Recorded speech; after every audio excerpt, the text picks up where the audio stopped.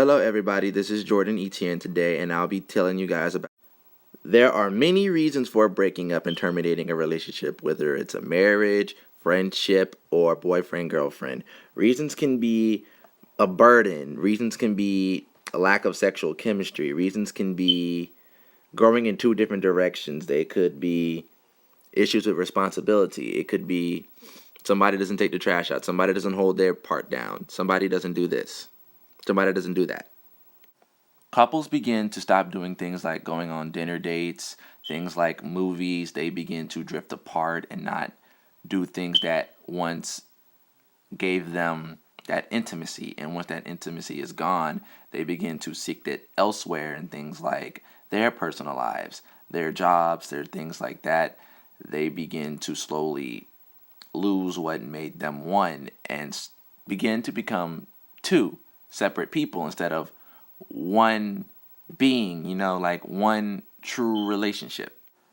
And when it comes to distancing in a relationship, it starts with when the nuance in a relationship and communication begins to fall apart. And that can happen in different ways, such as less direct body orientation, less total eye contact for shorter durations, less touching, a colder vocal, and silence is filled with discomfort and awkwardness.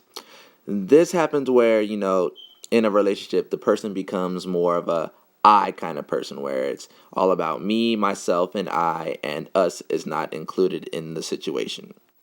However, oftentimes distancing can be misconstrued for total termination, whereas there are situations where someone could just be transforming their relationship into something else, where a romantic relationship becomes a friendship, or a best friendship becomes acquaintances, where you're not totally abandoning the person, you're just giving yourself space and distancing yourself to create a new relationship with this person that may be better or for the worst.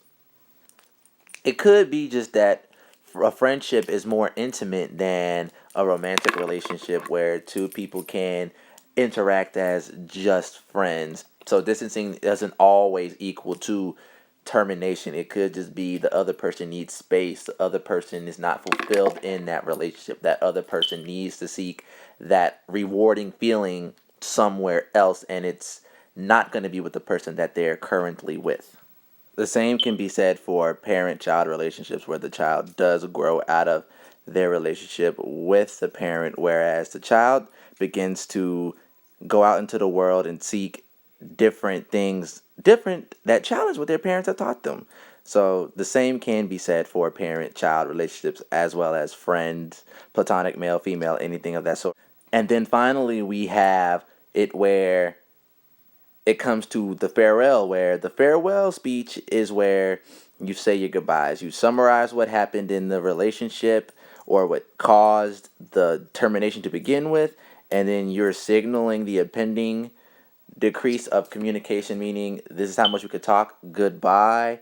And then finally, the acceptance. You finally accept what was to be and what happened, and you're able to internally or externally realize what happened and move on with life. And finally, I would like to bring my point into the goodbyes. And what you can take away from this is, whether it's external influences or internal influences, goodbyes are very, very okay. Goodbyes and moving on are very healthy when it comes to leaving toxic relationships behind you in the past. And that's one thing from this class I can apply to life. That is, it is okay to say goodbye to toxic people. It is okay to say goodbye to things that no longer benefit you, especially if it's not good for your health.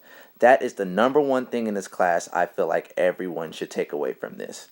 And with that, I really appreciate this lesson in my communications class and appreciate everything I've learned. And with that, I give you goodbye.